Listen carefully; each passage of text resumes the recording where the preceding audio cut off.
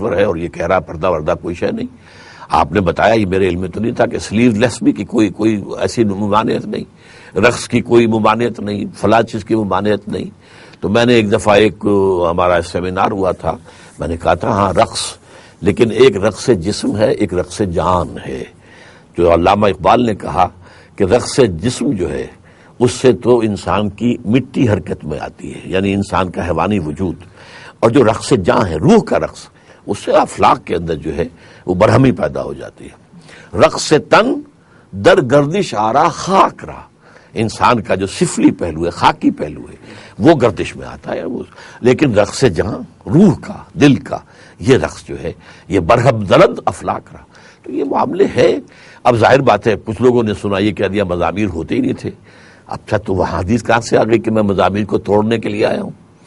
یہ ساری چیزیں اس کے لیے جس کو کہتے ہیں کہ ماسٹر کی کیا ہے کہ ایک دفعہ حدیث اور سنت سے کاٹ دو، اس کے بعد جیسے ہوتا ہے ایک جہاز جو ہے وہ بے لنگر کا جہاز ہے، لہروں کی وہ رحم و کرم پر ہے، وہ لہریں ادھر لے جائیں ادھر لے جائیں.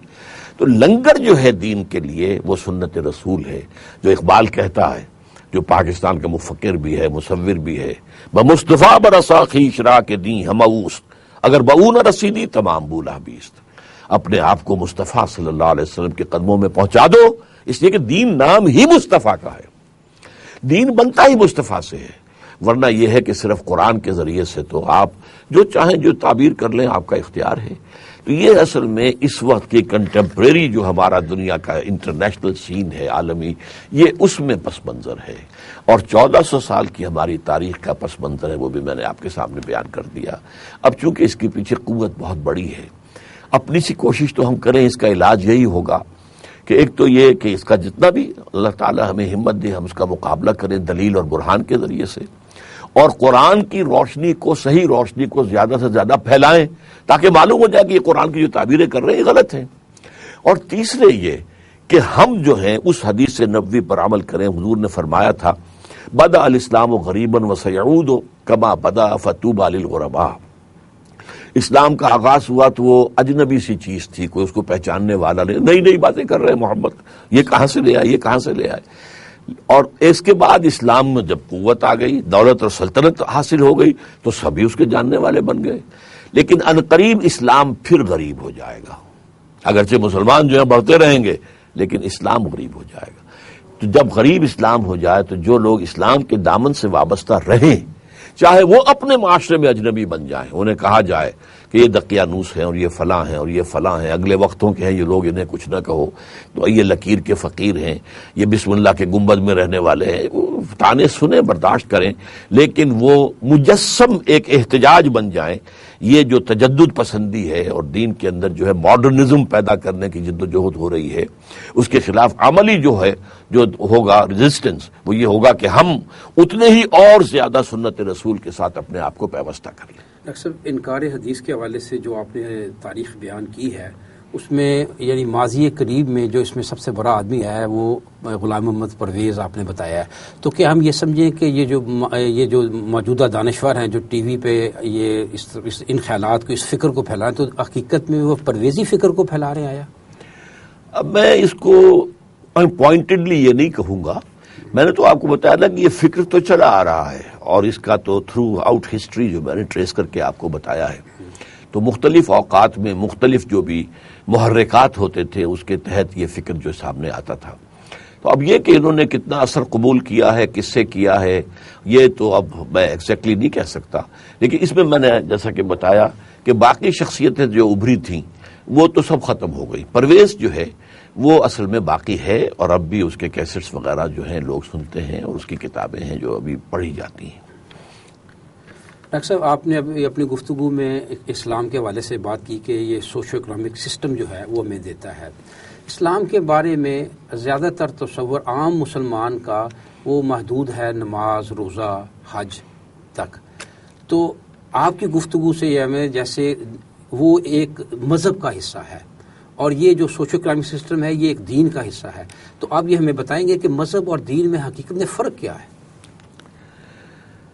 مذہب کا جو تصور، ایک تو پہلے بات یہ نوٹ کر دیجئے کہ یہ لفظ جو ہے نہ قرآن میں آیا ہے. کون سا مذہب؟ مذہب نہ کہیں حدیث میں میرے علم کی حد تک آیا ہے. اور ہماری تاریخ میں بھی استعمال ہوتا تھا تو فقہی مذہب حنفی، مذہب مالکی، مذہب شافعی، اسلام کے لیے لفظ مذہب کبھی نہیں استعمال ہوتا تھا۔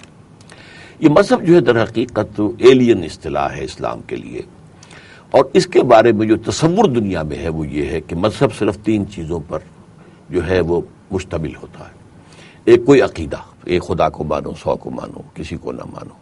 ایک عبادت، کسی طریقے سے خدا کو پوجو، انسین خدا کی بندگی کرو، نماز پڑھو، یا پتھروں کو پوجو، کسی کو پوجو، سورج کو پوجو۔ اور کچھ جو ہے social customs and rituals and rights, بچہ پیدا ہوگا تو کیا کریں گے، بپتسمہ کریں گے یا عقیقہ کریں گے، کوئی مرے گا تو کیا کریں گے، اس کی لاش جلائیں گے یا اس کو دفنائیں گے۔ یہ 3 چیزیں these go to make religion, مذہب۔ اور آج کی دنیا میں جو تصور ہے وہ یہ ہے کہ ان 3 چیزوں کا تعلق صرف انسان کی انفرادی زندگی سے ہے، اور اس میں ہر انسان آزاد ہے، کوئی کسی پر اعتراض نہیں کر سکتا۔ البتہ دین کہتے ہیں نظام کو، اور نظام اجتماعی جو ہے اس کے 3 گوشے پھر بن جاتے ہیں بڑے، سیاسی، معاشی، سماجی۔ تو جو دین ہے اس میں مذہب بھی شامل ہے۔ اسلام جو ہے، اگرچہ اس کے لیے لفظ صرف دین کا استعمال ہوا قرآن مجید میں، ان الدین عند اللہ الاسلام ومن یبتغی غیر الاسلام دینا فلن یقبل منہ، دین اللہ کہا گیا۔ اذا جاء نصر اللہ والفتح ورأیت الناس يدخلون فی دین اللہ افواجا، یہ اللہ کا نظام، اس میں داخل ہو رہے ہیں۔ اسی طریقے سورہ یوسف میں دین الملک ما کان لیاخذ اخاہ فی دین الملک، تو بادشاہ کا جو نظام تھا وہاں، حضرت یوسف علیہ السلام جو ہے وہ اس کے ایک بہت اہم افسر تھے، بہت بڑے کارندے تھے، شاید وزیر اعظم ہو، شاید وزیر خوراک ہو، وٹس ایور، لیکن بادشاہ تو نہیں تھے، نظام تو بادشاہ کا تھا، تو انہیں پابندی کرنی پڑی، اور وہ اپنے بھائی کو روکنا چاہتے تو اللہ تعالیٰ نے انہیں وہ ہیلا سکھایا، کذالک کدنا لیوسف، اور یوسف کے لیے ہم نے اس طریقے سے ایک چال بنا دی، اور اللہ نے اپنے ذمہ لے لیا کہ یوسف نے نہیں کیا، ہم نے کیا، اور یہ واقعہ لیاخذ اخاہ فی دین الملک۔ تو یہ دین جو ہے یہ ایک مکمل نظام ہے، اسلام ایک مکمل دین ہے، اس میں مذہب بھی ہے اور معاشی، سیاسی، سماجی نظام بھی ہے، اور اسی معاشی، سماجی اور سیاسی نظام کے تحت قوانین ہیں۔ قانون جو ہے کرمنل لا بھی ہے، سول لا بھی ہے، قانون شہادت بھی ہے، یہ سارے کے سارے، قانون وراثت بھی ہے، یہ جو سود حرام ہے، جوا حرام ہے، شراب حرام ہے، یہ ساری چیزیں جو ہیں، اور معاشرے کے اندر یہ کہ یہ ایک مخلوط معاشرہ نہ ہو، ملا جلا نہ ہو، بلکہ یہ کہ ایک سیگریگیٹڈ سوسائٹی ہو، اور ظاہر بات ہے کہ پردے کی جو ہے حفاظت عورت کو مہیا کی جائے، یہ ساری چیزیں ایک نظام بنتا ہے اس سے۔ تو اسلام مجموعہ ہے ان تمام چیزوں کا۔ ہوا یہ ہے اصل میں کہ خلافت راشدہ تک، حضور کے 10 سال جو ہیں مدینے کے، اور پھر خلافت راشدہ کے 30 سال، اس وقت تک تو اسلام مکمل دین کی حیثیت سے قائم رہا۔ جیسے خلافت ختم ہوئی، خلافت راشدہ، اب ملوکیت آ گئی، سیاسی نظام اب وہ اسلام والا نہیں رہا، اس میں وہ شورائیت نہیں رہی، اس میں ایک قبیلے کی حکومت آ گئی، اس میں جو ہے موروثی حکومت آ گئی، وغیرہ وغیرہ۔